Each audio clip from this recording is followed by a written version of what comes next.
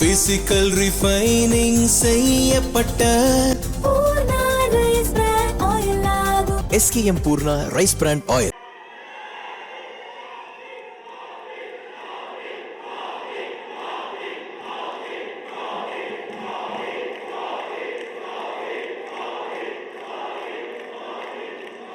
भारत माता की, भारत माता की, भारत माता की. எவ்வளவு பாசம், எவ்வளவு உற்சாகம்! உண்மையை சொல்வதானால் ஒரு கணம் நான் நெதர்லாந்தில் இருப்பதை கிட்டத்தட்ட மறந்துவிட்டேன். இந்தியாவிலேயே எங்கேயோ ஒரு திருவிழா நடப்பதைப் போல உணர்கிறேன். உலகெங்கிலும் அமைதி மற்றும் நீதியின் நகரம் என்று ஹேக் அறியப்பட்டாலும் இன்று ஹேக் இந்திய நெதர்லாந்து நட்பின் அடையாளமாக மாறியுள்ளதைப் போல் உணர்கிறேன். பாஸ்போர்ட்டின் நிறம் மாறக்கூடும், முகவரி மாறக்கூடும், டைம் ஜோன் கூட மாறக்கூடும். ஆனால் அன்னை இந்தியாவின் குழந்தைகள் எங்கு வாழ்ந்தாலும் இந்த அரவணைப்பு, இந்த அதிர்வு மற்றும் வாழ்க்கையை கொண்டாடும் இந்த உணர்வு எப்போதும் நம்முடன் இருக்கும். இந்த அன்பான வரவேற்புக்காக உங்கள் அனைவருக்கும் எனது மனமார்ந்த நன்றியை தெரிவித்துக் கொள்கிறேன். நான் இங்கு நுழைந்த போது மகாராஷ்டிராவை பார்த்தேன், ராஜஸ்தானை பார்த்தேன், அசாமை பார்த்தேன், ஒட்டுமொத்த இந்தியாவை பார்ப்பது போல் இருந்தது. இன்று உங்கள் அனைவரையும் சந்தித்த பிறகு மாண்புமிகு மன்னரையும் மாண்புமிகு ராணியையும் சந்திக்கும் வாய்ப்பு எனக்கு கிடைத்துள்ளது.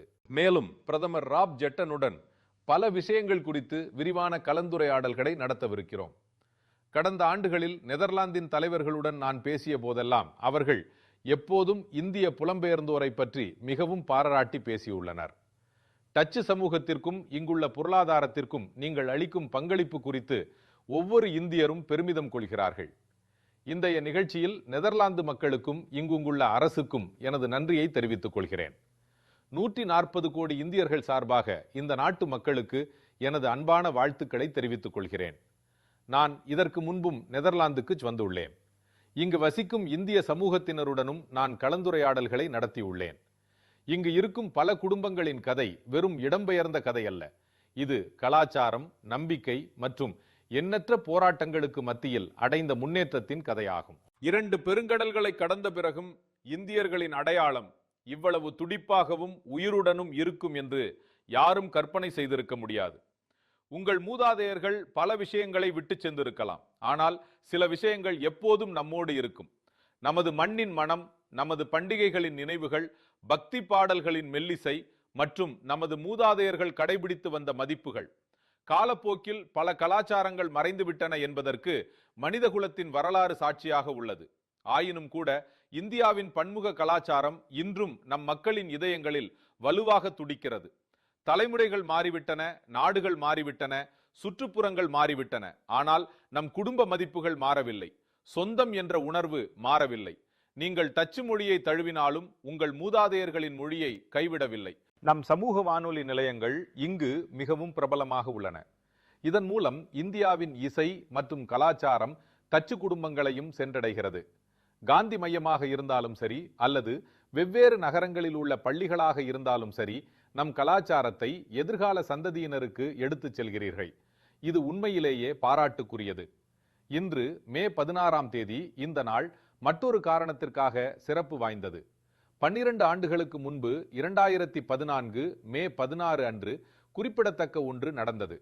2014ஆம் ஆண்டின் இதே நாளில்தான் மக்களவை தேர்தல் முடிவுகள் அறிவிக்கப்பட்டன. பல வருடங்களுக்கு பிறகு இந்தியா முழு பெரும்பான்மையுடன் ஒரு நிலையான அரசாங்கத்தை கொண்டிருக்கும் என்பது உறுதி செய்யப்பட்டது. அன்று முதல் இன்று வரை கோடிக்கணக்கான இந்தியர்கள் என் மீது வைத்த நம்பிக்கை என்னை நிறுத்தவோ சோர்வடையவோ அனுமதிக்கவில்லை. இந்த பயணம் இடைவிடாமல் தொடர்கிறது. மிகச்சிறிய வயதிலிருந்தே நான் தேசபக்தியின் உணர்வில் ஆழமாக மூழ்கிவிட்டேன். நீங்கள் அனைவரும் என் குடும்பமாக மாறிவிட்டீர்கள். பின் உங்கள் மகிழ்ச்சி என் மகிழ்ச்சியாக மாறியது. உங்கள் நலன் எனது கடமையாக மாறியது. அர்ப்பணிப்பு உணர்வுடனும் உங்கள் அனைவரின் ஆசீர்வாதங்களுடனும் என்னால் முடிந்ததை செய்ய நான் தொடர்ந்து முயற்சித்தேன். ஆனால் நான் மக்களிடமிருந்து இவ்வளவு மகத்தான அன்பை பெறுவேன் என்று கற்பனை கூட செய்யவில்லை. நான் திரும்பி பார்க்கும்போது முதலமைச்சராக 13 ஆண்டுகளும், பிரதமராக 12 ஆண்டுகளும், ஜனநாயக உலகில் 25 ஆண்டுகளும் கோடிக்கணக்கான வாக்காளர்களின் தொடர்ச்சியான ஆதரவை பெற்றுள்ளேன். என்னை பொறுத்தவரை இது சாதாரண விஷயம் அல்ல. இது உங்கள் ஆசீர்வாதம் எனது மிகப்பெரிய பலம்.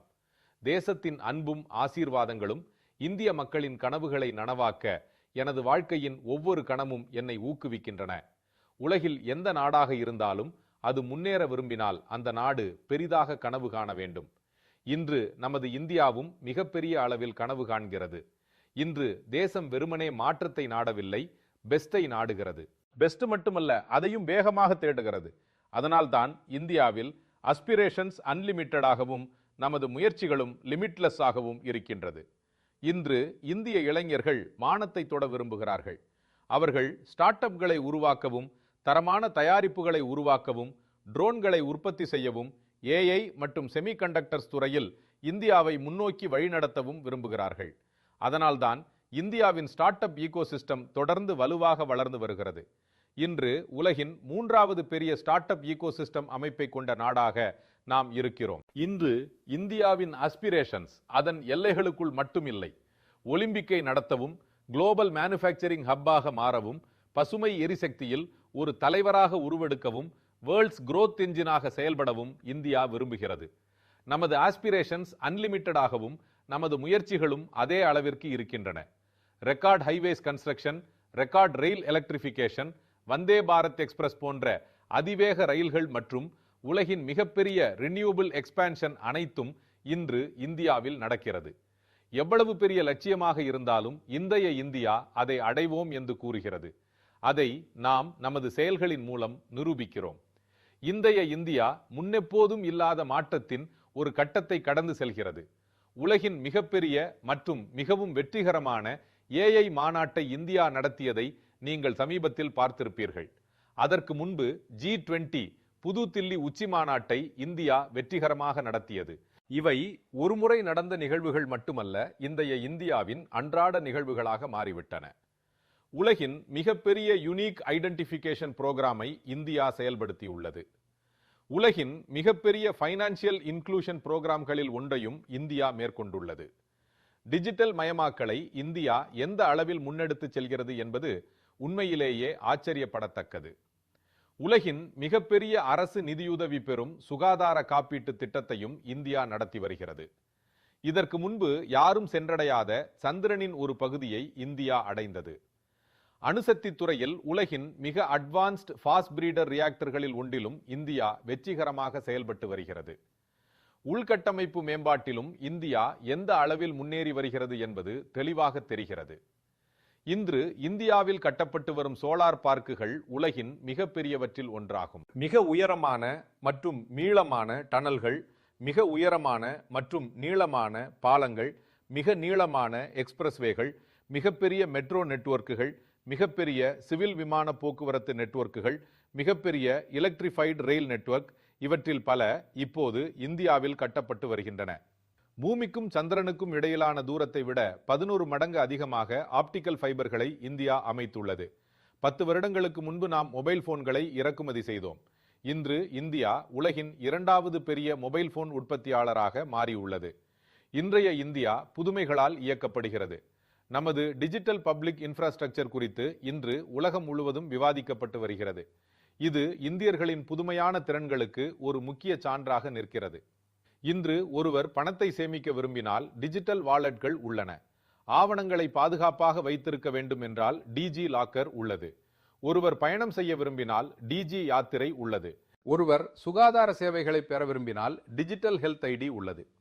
இன்று இந்தியாவில் ஒவ்வொரு மாதமும் 20 பில்லியனுக்கும் அதிகமான UPI பரிவர்த்தனைகள் நடைபெறுகின்றன. உலகம் முழுவதும் நடைபெறும் அனைத்து டிஜிட்டல் பரிவர்த்தனைகளிலும் பாதிக்கும் மேற்பட்டவை இந்தியாவில் மட்டுமே நடக்கின்றன. ஸ்டார்ட் அப் நிறுவனங்கள் இப்போது இந்திய இளைஞர்களின் மனநிலையின் ஒரு பகுதியாக மாறிவிட்டன. 12 ஆண்டுகளுக்கு முன்பு நாட்டில் 500க்கும் குறைவான ஸ்டார்ட் அப்கள் இருந்தன. இன்று அந்த எண்ணிக்கை 2 லட்சத்திற்கும் அதிகமாக உயர்ந்துள்ளது. இதேபோல் ஸ்டார்ட் அப் உலகில் 2014ஆம் ஆண்டில் இந்தியாவில் 4 பிசினஸ் யூனிகார்ன்ஸ் மட்டுமே இருந்தன. இன்று இந்தியாவில் கிட்டத்தட்ட 125 பிசினஸ் யூனிகார்ன்கள் உள்ளன. 2025ஆம் ஆண்டில் மட்டும் கிட்டத்தட்ட 44,000 புதிய ஸ்டார்ட் அப்கள் பதிவு செய்யப்பட்டன. இன்று ஏஐ, பாதுகாப்பு மற்றும் விண்வெளி போன்ற துறைகளில் நமது ஸ்டார்ட் அப்கள் குறிப்பிடத்தக்க பணிகளை செய்து வருகின்றன. கடந்த ஆண்டில் மட்டும் இந்தியாவில் 1,25,000 மேற்பட்ட பேட்டன்ட்ஸ் தாக்கல் செய்யப்பட்டன. சிப் உற்பத்தி மற்றும் செமிகண்டக்டர் துறையிலும் இந்தியா பெரும் முன்னேற்றம் அடைந்து வருகிறது. தற்போது இந்தியாவில் 12 செமிகண்டக்டர் ஆலைகளின் பணிகள் நடைபெற்று வருகின்றன. அவற்றில் 2 ஆலைகளின் உற்பத்தி ஏற்கனவே தொடங்கப்பட்டுள்ளது. இதன் பொருள் சிப்கள் இப்போது டிசைன் இன் இந்தியா மற்றும் மேட் இன் இந்தியா ஆக இருக்கும். இந்தியாவின் அஸ்பிரேஷன் ட்ரிவன் ஜேர்னி நமது ஜனநாயகத்தை வலுப்படுத்துகிறது. மக்களின் கனவுகள் நிறைவேறும் போது ஜனநாயகம் மீதான அவர்களின் நம்பிக்கையும் வலுவாக வளரும். சமீபத்திய சட்டப்பேரவை தேர்தல்களை உதாரணமாக கூறுகிறேன். இந்த முறை அசாம், மேற்கு வங்கம், கேரளா, தமிழ்நாடு மற்றும் புதுச்சேரியில் 80 முதல் 90% வரை வாக்குப்பதிவு நடைபெற்றது. குறிப்பாக பெண்களின் பங்களிப்பு கணிசமாக அதிகரித்துள்ளது. இந்த போக்கு ஒவ்வொரு மாநிலத்திலும் காணப்படுகிறது.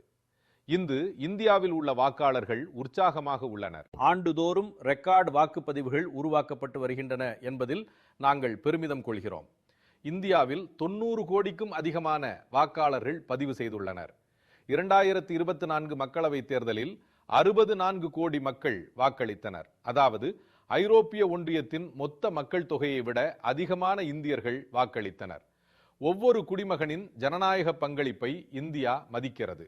ஜனநாயகத்தின் தாய் என்ற முறையில் இது நம் அனைவருக்கும் மிகுந்த பெருமைக்குரிய விஷயமாகும். இந்தியா வெற்றியடையும் போதெல்லாம் ஒட்டுமொத்த மனிதகுலமும் அதன் மூலம் பயனடைகிறது. ஆனால் இன்று மனிதகுலமும் பல பெரிய சவால்களை எதிர்கொள்கிறது. ஒன்றன் பின் ஒன்றாக புதிய சவால்களை உலகம் எவ்வாறு எதிர்கொள்கிறது? முதலில் கொரோனா வைரஸ் தொற்று நோய் வந்தது. பின்னர் போர்கள் வந்தன. இப்போது உலகம் எனர்ஜி கிரைசிஸை எதிர்கொள்கிறது. இந்த நிலைமைகள் விரைவாக மாற்றப்படாவிட்டால் கடந்த பல வருடங்களின் சாதனைகள் வீணாகிவிடும். உலக மக்கள் தொகையில் மிகப்பெரிய பகுதியினர் மீண்டும் வறுமையின் குழிக்குள் தள்ளப்படலாம். இத்தகைய சூழ்நிலைகளில் உலகம் இன்று ரெசிலியன்ஸ் கொண்ட சப்ளை செயின்களை பற்றி பேசுகிறது. இந்த சூழலில் நம்பகமான, வெளிப்படையான மற்றும் எதிர்காலத்திற்கு தயாராக இருக்கும் சப்ளை செயினை உருவாக்க இந்தியாவும் நெதர்லாந்தும் இணைந்து பணியாற்றி வருகின்றன. எரிசக்தி பாதுகாப்பு முதல் நீர் பாதுகாப்பு வரை நெதர்லாந்தும் இந்தியாவும் நெருக்கமாக ஒத்துழைத்து வருகின்றன. பசுமை ஹைட்ரஜன் துறையில் நமது ஒத்துழைப்பு முக்கியத்துவம் வாய்ந்தது. இந்தியாவுக்கும் ஐரோப்பிய ஒன்றியத்திற்கும் இடையிலான வரலாற்று சிறப்புமிக்க வர்த்தக ஒப்பந்தம் இந்தியாவுக்கும் நெதர்லாந்துக்கும் இடையிலான உறவை மேலும் வலுப்படுத்தும். இதன் மூலம் நீங்கள் அனைவரும் பயனடைவீர்கள்.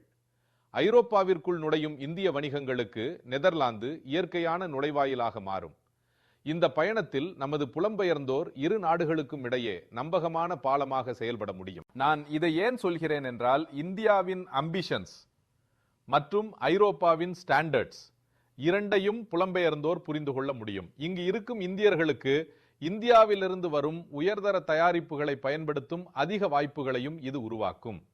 நெதர்லாந்து டூலிப்களின் நிலம், அதன் அழகான டூலிப் வயல்களை காண உலகம் முழுவதிலும் இருந்து மக்கள் இங்கு வருகிறார்கள்.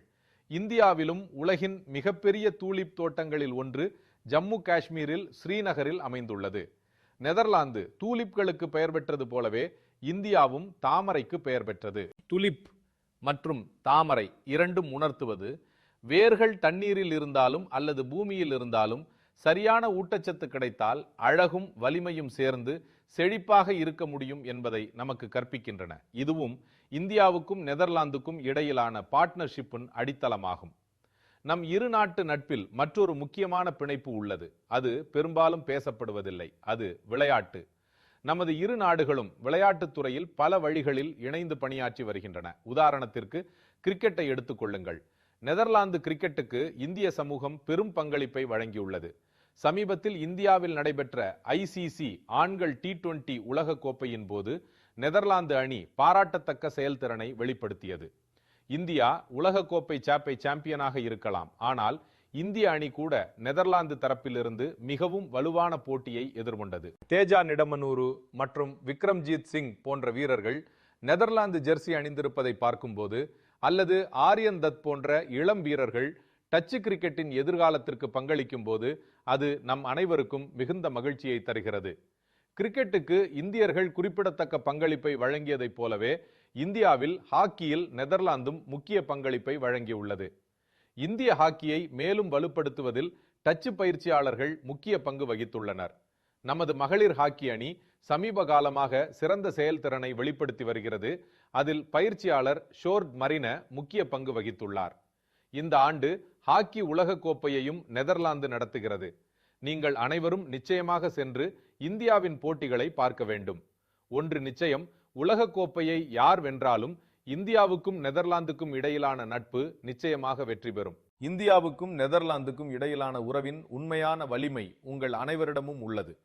இந்த பார்ட்னர்ஷிப்பின் பாலமாக நீங்கள் இருக்கிறீர்கள். எனவே இந்திய அரசு சுரினாமீஸ் இந்துஸ்தானி சமூகத்திற்கான OCI அட்டைக்கான தகுதியை 4வது தலைமுறையிலிருந்து 6வது தலைமுறை வரை நீட்டித்துள்ளது.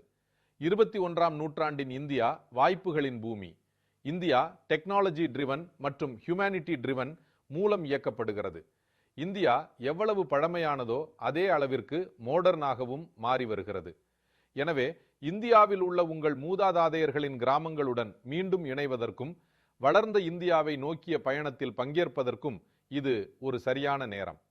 நெதர்லாந்தில் உள்ள இந்திய சமூகத்தின் அனைத்து உறுப்பினர்களும் இந்தியாவுடன் தங்கள் ஈடுபாட்டை ஆழப்படுத்துமாறு கேட்டுக்கொள்கிறேன்.